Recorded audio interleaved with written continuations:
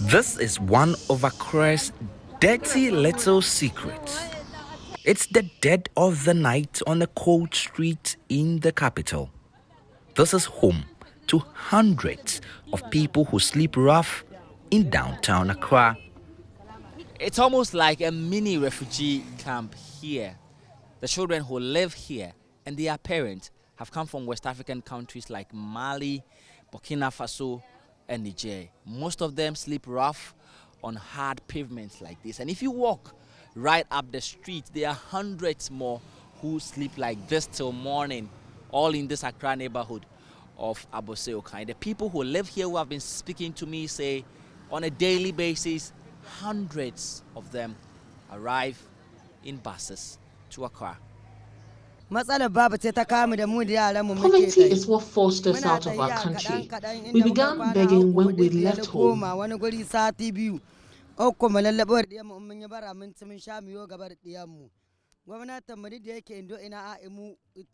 We spent 3 months on our journey with our kids. Our government does not help us. We are only here because of poverty. When we get what we want, we'll go back.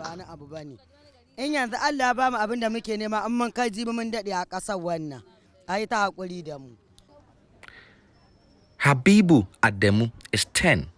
Like many of the children here, his parents brought him from Niger. Their journey, he says, took them 3 months, making several stops until they got to Accra, where they have been begging for alms for a year now.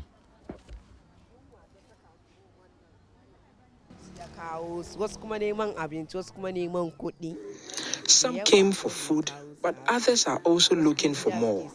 For me, I wished I could go back to school, but we can't afford it. This is the reason we came to beg. We have been here for 2 weeks now. If my mom had money, she would have educated us. There are some beggars who want to make money from begging, to even build houses, but ours is just to feed and go back to school.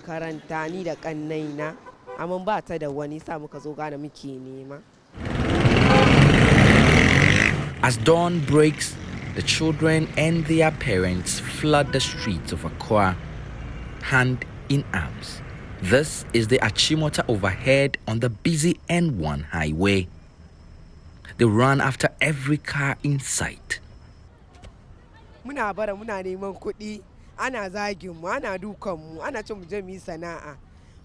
beat us every day on the streets. They abuse us. They ask us to go and work because we are able. One day, a car ran over my hand and it got broken. This job is tough. We need help. More than 61,000 persons below the age of 18 are living on the streets of Accra alone, according to a 2021 study by the Center for Social Policy Studies at the University of Ghana. The Beggars and Destitutes Act of 1969 makes begging criminal.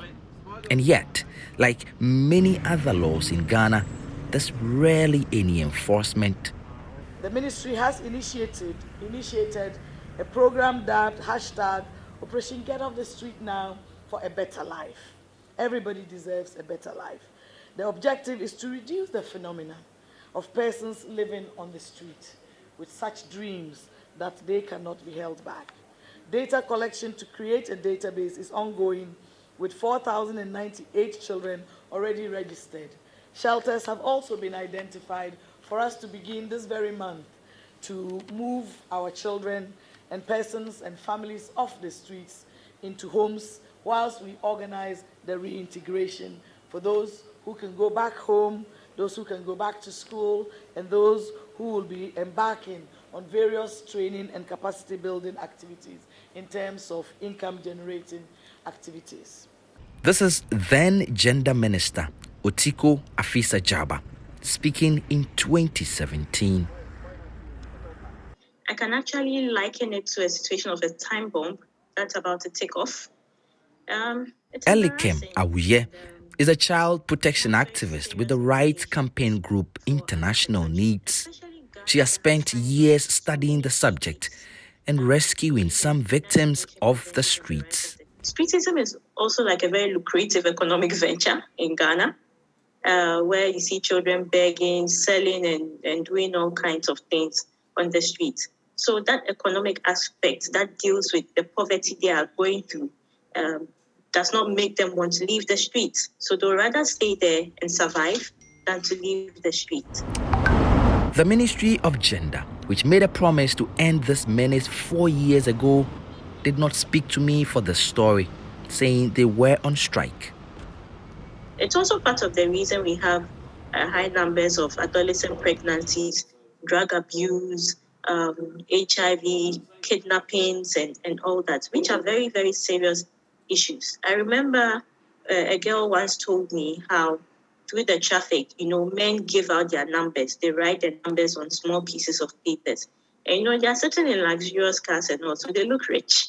So these girls will call, hoping that they'll get something in return. And sometimes the men come sleep with them, infect them, impregnate them, and they are gone. And so they can't even find the fathers of their children. Back on the streets and right at this traffic light elsewhere around Kokomlimle, another suburb of Accra, the kids are hard at work. With them, minors as young as 2. Road users seem to have had enough too. Sometimes you feel like giving them something, but the more you give, the more it's like you're encouraging them to do it. I don't like seeing the mothers and the parents sitting there whilst we see these children crossing through the traffic and everything. I don't know. No, with these motor riders, the motorbikes passing in between the traffic, I don't think it's safe for them to. With very little in social protection for vulnerable people like these children, more of their likes continue to flood our streets, and it seems there is no end in sight. Justice Baidu, Joy News, Accra.